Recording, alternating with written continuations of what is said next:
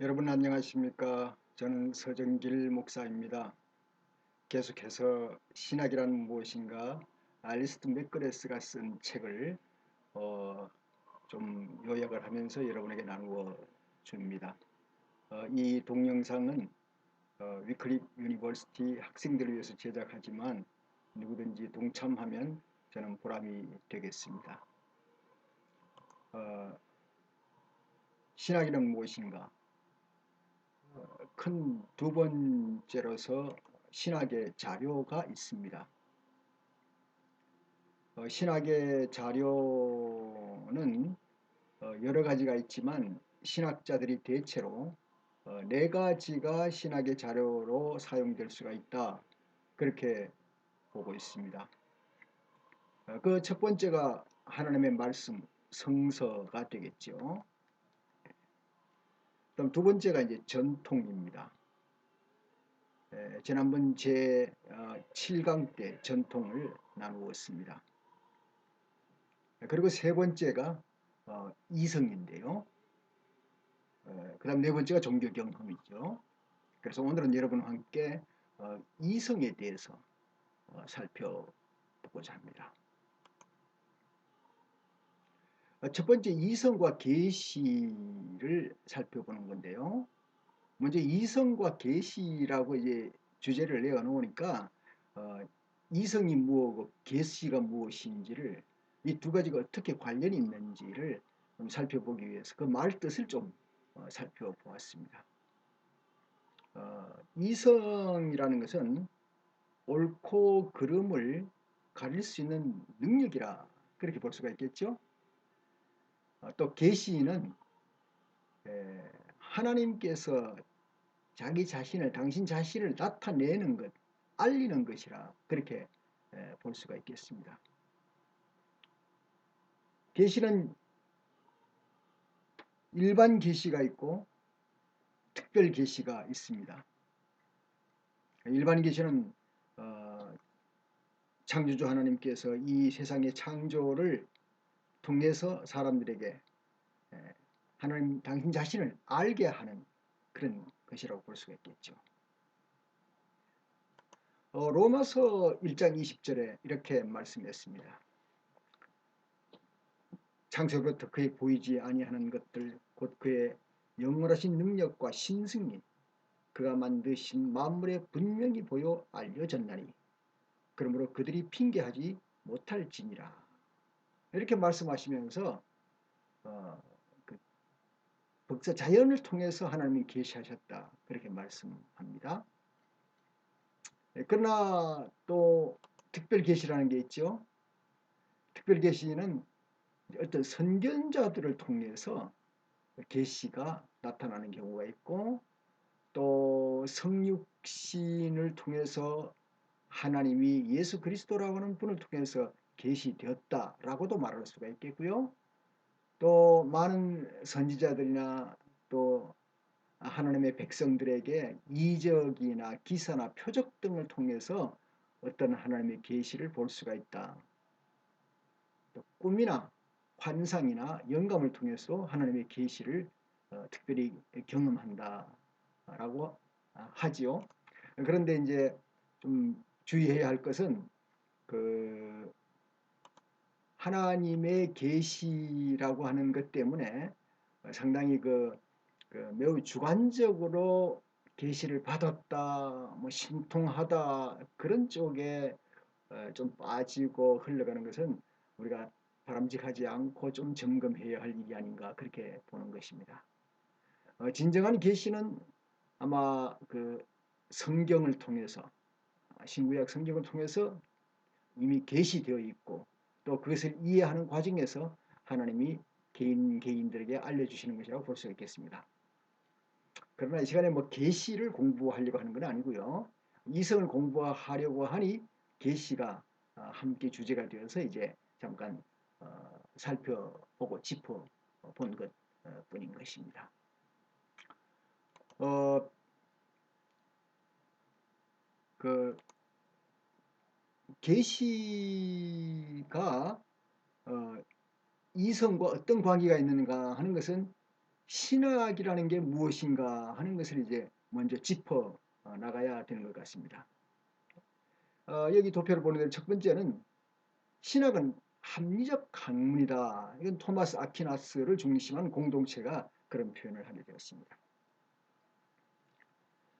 토마스 아퀴나스는 1225년 이후에 산 사람인데요. 이 사람에게서 볼 수 있는 견해는 기독교는 근본적으로 합리성 위에서 주어져야 된다. 그런 표현을 하고 있습니다. 따라서 이성을 도구로 신학을 탐구할 수 있다라고 말을 합니다. 그러므로 신학을 연구함에 있어서 이성의 도움을 받을 수 있다는 가정을 기초로 삼습니다. 그런데 문제가 있습니다. 기독교에서는 초월하는 계시라는 것이 있는데 이것을 어떻게 이성으로 파악할 수 있는가 하는 문제가 되는 것입니다. 아퀴나스와 그가 속한 공동체에서는 기독교가 이성에 의해서 규명되는 것에만 한정된다고 생각하지 않고 한 걸음 더 나아가서 계시의 진리를 통찰하는 것과도 관계가 있다. 그렇게 표현을 합니다. 이런 의미에서 신학은 스키엔치아, 곧 계시를 통해 알려진 것을 합리적 방법을 사용해서 밝히는 학문이다. 그렇게 말하고 있습니다. 여러분, 기독교 물론 합리적인 기반 위에 서 있습니다. 그게 표현될 때에. 그러나 그 합리적인 기반 이상의 특별히 기독교가 우뚝 서선 어떤 건물이라고 할 때에 그것은 이성이 밝혀낼 수 없는 어떤 특별한 훨씬 능가하는 수준을 가지고 있다라는 말을 했습니다. 두 번째는 이제 신학은 이성의 통찰을 그대로 따른다라고 하는 처벌이 허버트의 주장이 있습니다.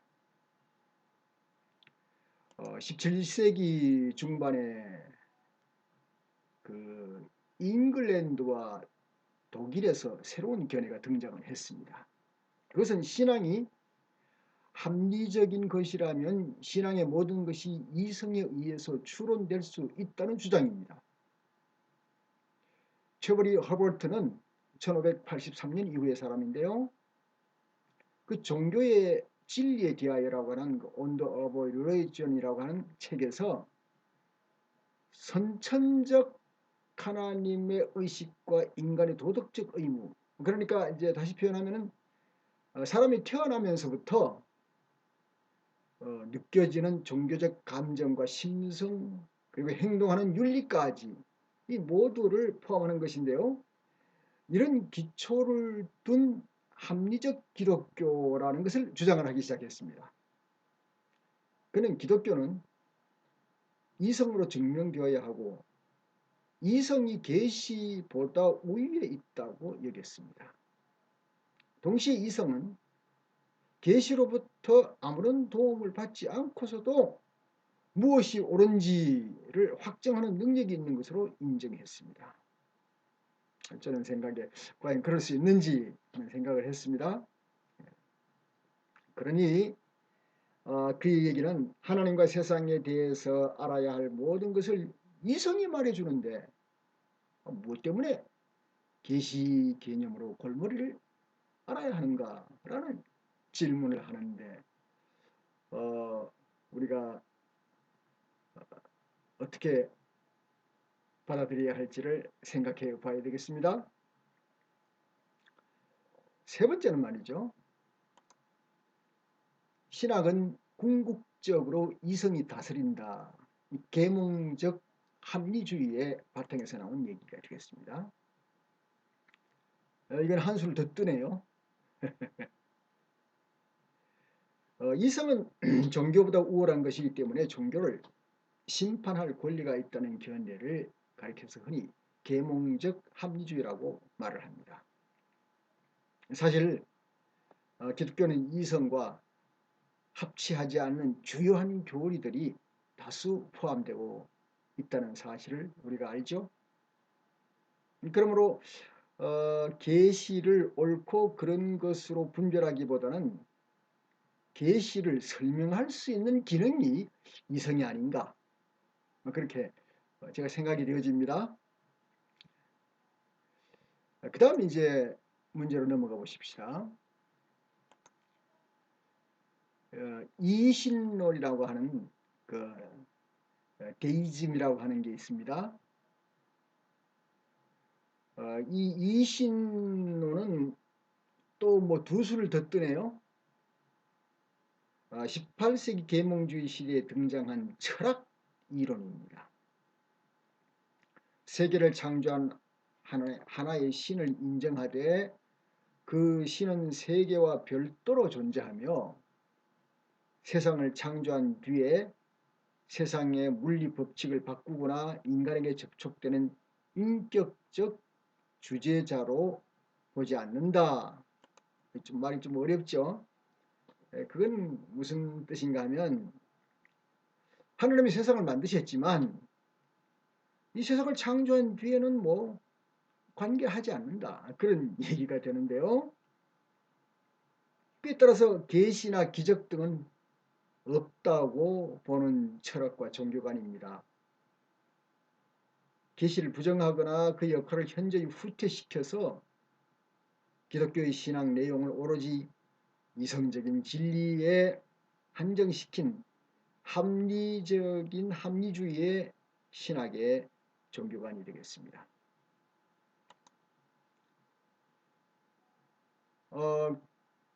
그 다음에는요, 역시 계몽적 합리주의가 됩니다.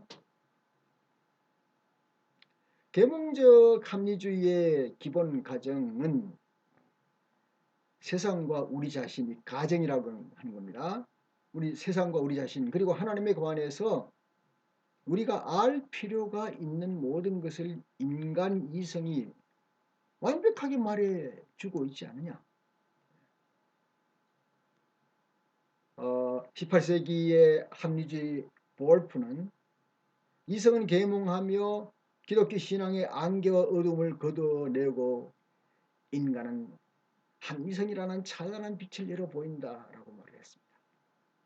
여기서 이성과 합리주의를 두고 혼돈하는 것을 밝힐 필요가 있습니다.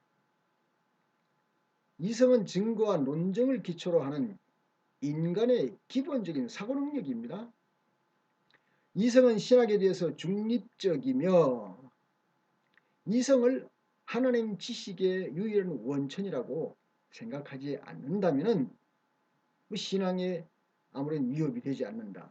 그러나 이 이성을 하나님 지식의 유일한 원천으로 생각하는 순간 이성은 합리주의로 변한다. 그렇게 말을 했습니다. 좀 더 연구해 볼 내용이 되겠죠. 계몽적 합리주의는 다른 것에 도움 없이 인간의 이성만으로 인간이 알아야 할 모든 것을 제시해 줄 수 있다고 하는 신념을 이라고 말할 수 있습니다. 애초부터 이성을 의지했기 때문에 알아야 할 모든 것을 제시해 주고 그리고 다른 것에는 귀 기울일 필요가 없다고 말합니다. 기독교를 합리주의적 입장에서 비판한 사례는 주로 그리스도론과 삼위일체론입니다. 그러니까 기독교 신학의 그 중요한 교리를 이들은 받아들이지 않는다는 거죠. 이성으로 해석이 안 되니까 합리적이 아니니까 어떻게 사람이 하나님의 아들이 될 수 있느냐? 어떻게 셋이 하나가 될 수 있는가 하는 그 예수 그리스도론과 삼일체론에 대해서 이성으로 납득이 되지 않기 때문에 안 받아들이겠다. 그런 부정하는 그런 얘기가 되겠습니다. 원래 임마누엘 칸트도 말이죠. 여기 조그만 한 사람이 나타나죠. 임마누엘 칸트라고 생각하고 이제 자료에서 뽑아왔는데요. 이거 이성의 한계 안에서의 종교라는 체계에서 이성이 이성과 양심이 예수 그리스도의 권위보다도 앞선다는 것을 주장을 했습니다. 그러므로 계몽적 합리주의는 도덕적인 독립적인 인간 이성의 탁월함을 인정하였고 계시에 의존하지 않고 이성만으로 종교에 관한 알아야 할 모든 것을 확보할 수 있다고 주장하는 것입니다. 이런 생각이 18세기 말과 19세기에는 강한 힘을 발휘했지만 오늘날에 와서는 오히려 더 참 수상적인 얘기들이다. 믿을 수 있나? 그렇게 다들 좀 부대접을 하고 있는 그런 현재라고 합니다. 이건 맥그레스의 얘기가 되겠습니다. 그 다음에는 계몽적 합리주의에 대한 비판이 없지 않습니다.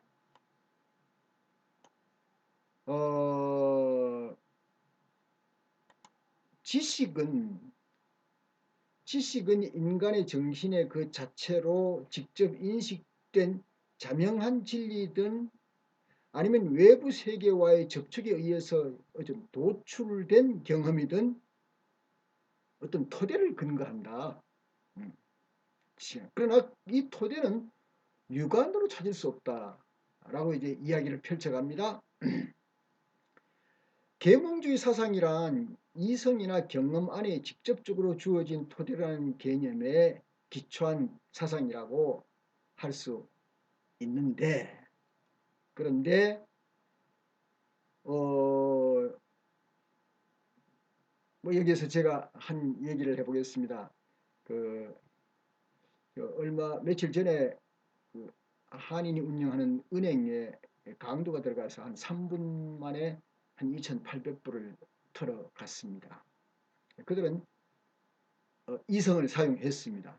예, 서로 마음이 맞았겠죠. 우리가 은행을 털자.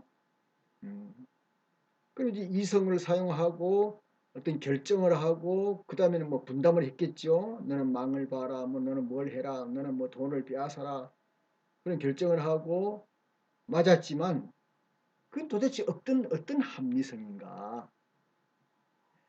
이렇게 우리가 질문을 해볼 수 있겠죠.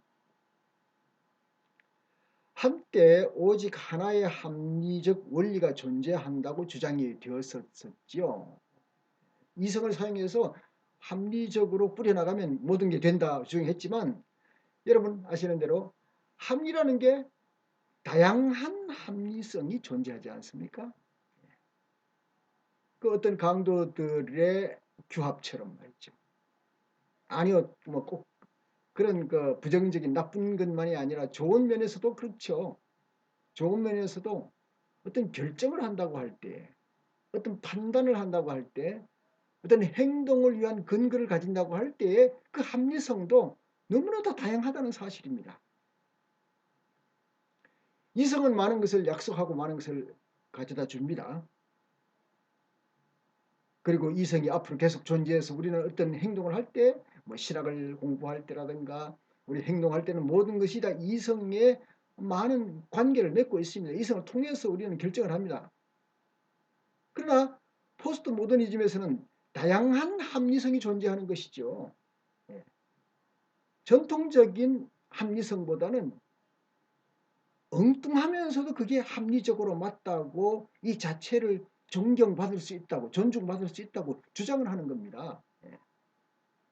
그럴 때 그 합리성을 판정할 수 있는 특권적인 관점, 이걸 이제 다른 말로 표현하면 보편적인 이성 개념이 존재하는가, 그런 질문을 이제 하게 되는 겁니다. 결국 신앙을 이성에 의해서 움직인다면 붙잡을 수 없는 떠돌아다니는 구름을 잡으려고 하는 셈이 되지 않겠습니까? 왜냐하면 이성이란 항상 믿을만한 안정되고 정돈된 것이 아니기 때문인 것입니다. 저와 여러분은 이성을 가지고 있고 이성을 사용할 것입니다. 사용해왔고, 그러나 앞으로 사용할 이 이성을 하나님이 허락한 계시를 통해서 얻은 것을 이성으로 분별하고 판단한다기보다는 이성을 사용해서 내게 받은 계시, 하나님의 약속된 말씀, 이런 내용들을 더 자상하게 이해하고 설명할 수 있는 그런 기능이 더 올바른 게 아닌가, 그렇게 생각합니다. 우리 신학의 자료에서 가지는 성서와 전통, 종교 경험이 있지만 우리 세 번째 이성에 대해서 오늘 살펴보았습니다. 감사합니다. 다음 시간은 종교 경험에 대해서 살펴보도록 하겠습니다. 안녕히 계세요.